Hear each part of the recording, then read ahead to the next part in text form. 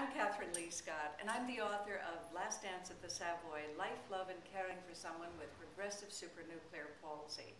This is a very intimate and personal book, and the someone is my husband, Jeff Miller, who is the founding editor of Los Angeles Magazine, the first city magazine in the country, who lived life fully despite being diagnosed with a disease for which there is no treatment or cure, progressive supranuclear palsy.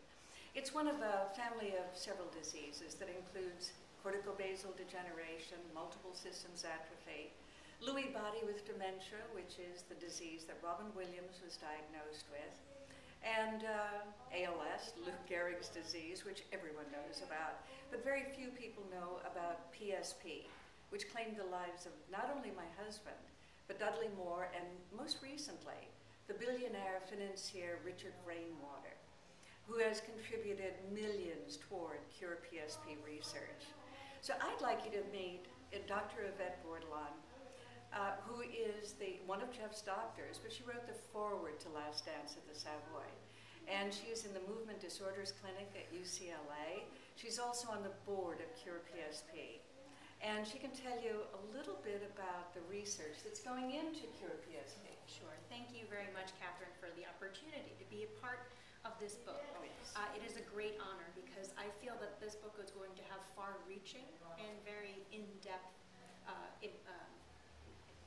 very meaningful and in-depth impact on how people deal with the disease and the future research that's being done. Mm-hmm.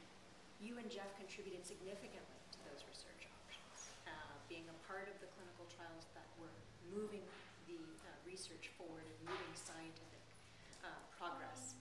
We've learned a lot from those studies, and at the time there were only 2 or 3 studies going on.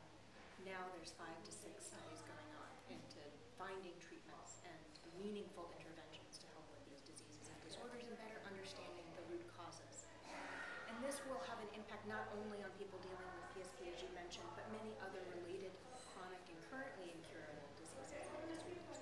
Again, from the story that you shared on a personal level, it provides that information that people who are living isolated, feeling isolated with these diseases and disorders, that they're not alone. It provides a lot of validation for the emotional roller coaster that you're experiencing during that time, and it's a really artful balance between hope for finding meaningful treatments and symptomatic therapies and dealing with the reality of day-to-day challenges. And you provide that balance beautifully in this book. I think it will have will provide a great resource, not just for patients and families dealing with PSP, but healthcare providers, people who care for people with these diseases, for the scientists that are doing the research, right? This is the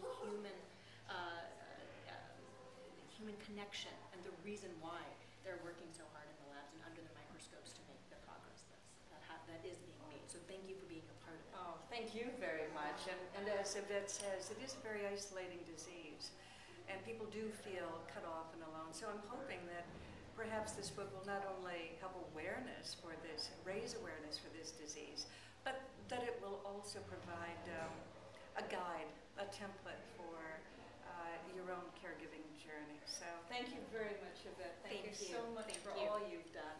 Thank you.